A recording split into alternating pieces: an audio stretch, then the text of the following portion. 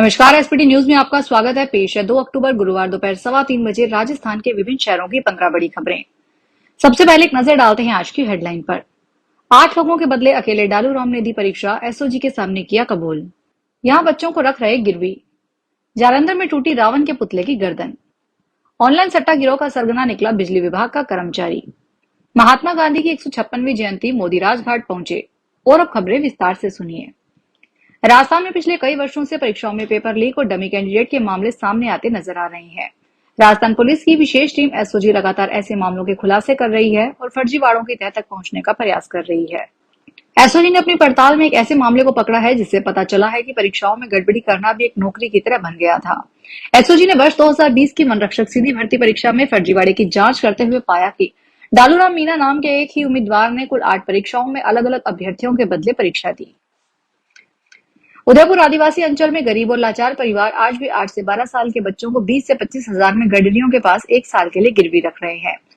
वहीं अधिकतम 40 से 50 हजार रुपए में बच्चे बेच रहे हैं। यह सौदेबाजी मारवाड़ के सिरोही पाली में आने वाले गडरिये कर रहे हैं। पैसा चुकाने के बाद बच्चों को प्रतिदिन 30 से 35 किलोमीटर तक भेड़ों के रेवड़ के साथ पैदल चला रहे हैं। लुधियाना में दशहरा मेला के अवसर पर उपकार नगर ग्राउंड के आसपास से होकर गुजरने वाले मार्ग आज दोपहर 3 बजे से वाहनों के लिए पूरी तरह बंद रहेंगे। प्रशासन ने लोगों से अपील की है कि मेले की एंट्री के लिए मुख्य गेट और मोहनी रिसोर्ट से लेकर कुंदनपुरी स्कूल का रास्ता 3 बजे से बंद रहेगा। वहीं जालंधर के प्रीतनगर में सुबह चली हवा के चलते दहन से पहले रावण की गर्दन टूट गई। उदयपुर की हाथीपोल थाना पुलिस ने ऑनलाइन सट्टा गिरोह का भंडाफोड़ किया है। पुलिस ने 1 माह से फरार चल रहे मुख्य आरोपी को दिल्ली एयरपोर्ट पे दबोच लिया। आरोपी उदयपुर बिजली विभाग में बड़गांव एईएन कार्यालय में तकनीकी सहायक है। थानाधिकारी योगेंद्र व्यास ने बताया कि ऑनलाइन सट्टे के मामले में नवरत्न कॉम्प्लेक्स निवासी नवल किशोर शर्मा और मेडी को गिरफ्तार किया गया है। फिलहाल पुलिस आरोपी से पूछताछ में जुटी हुई है। देश भर में गुरुवार को राष्ट्रपिता महात्मा गांधी की 156वीं जयंती मनाई जा रही है। आज भारत के दूसरे प्रधानमंत्री लाल बहादुर शास्त्री की 121वीं जयंती भी है। प्रधानमंत्री मोदी ने दिल्ली के राजघाट पर गांधी और विजय घाट पर शास्त्री को श्रद्धांजलि अर्पित की।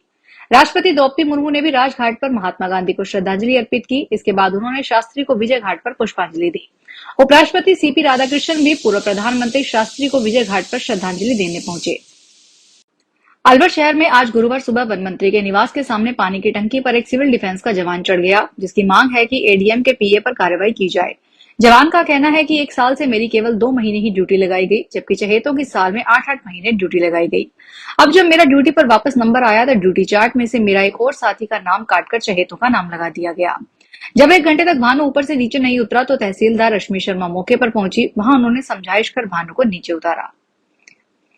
कोटा में एक ऐसी जगह है जहां रावण का वध दहन से नहीं, कुश्ती लड़कर पैरों से कुचलकर होता है। नांता क्षेत्र के अखाड़ों में यह परंपरा करीब 150 साल से चल रही है। नांता के लिमजा मातेश्वरी मंदिर में बड़ा अखाड़ा में आज गुरुवार सुबह 10 बजे पहलवानों ने पैरों से कुचलकर रावण और मंदोदरी का वध किया गया।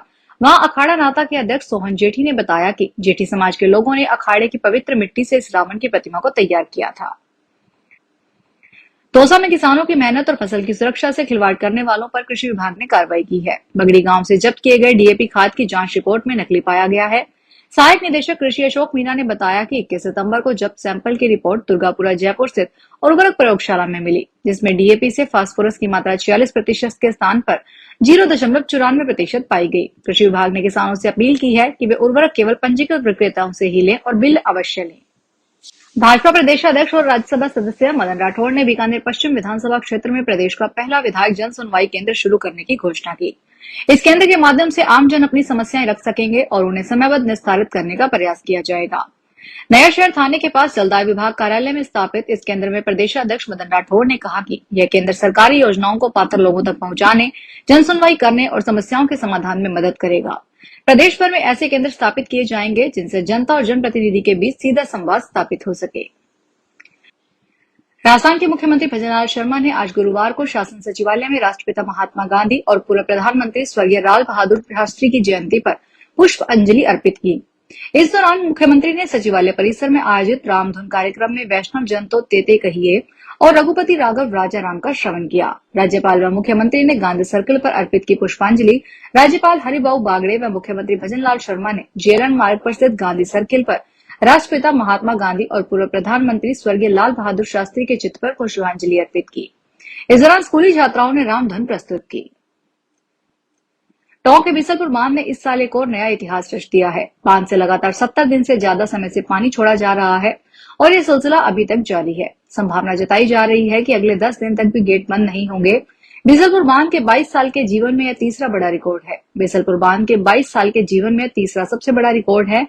इससे पहले सबसे लंबी अवधि तक 2019 में 64 दिन तक गेट खुले रहे थे। इग्नू में किसी कारण प्रवेश लेने से वंचित रह गए अभ्यर्थियों को अब निराश होने की जरूरत नहीं है। इससे प्रवेश की अंतिम तिथि को 15 दिन के लिए बढ़ा दिया गया है। अब इससे ऑनलाइन प्रवेश 15 अक्टूबर तक हो सकेगा। अनुसूचित जाति और जनजाति वर्ग के विद्यार्थी जिनके परिवार की वार्षिक आय 2.5 लाख से कम है तो उनके लिए पाठ्यक्रम शुल्क 50% की छूट की व्यवस्था है। अजमेर के आना सागर लिंक रोड पर महिला से लूट की वारदात हुई। स्कूटी सवार 2 बदमाश राह चलती महिला के हाथ पर झपट्टा मारकर पर्स छीनकर भाग गए। पर्स में 10,000 रुपए नकदी, मोबाइल सहित अन्य दस्तावेज थे। हालांकि बदमाशों की यह वारदात सीसीटीवी में कैद हो गई। फिलहाल महिला की शिकायत के बाद पुलिस बदमाशों की तलाश में जुट गई है। बारां जिले के अंता विधानसभा सीट पर उपचुनाव की तैयारियां शुरू हो गई है। चुनाव आयोग इस महीने उपचुनाव की घोषणा कर सकता है। निर्वाचन विभाग को भी अंता की फाइनल वोटर लिस्ट जारी कर दी गई है, जिसमें 1136 नए मतदाता जुड़े हैं।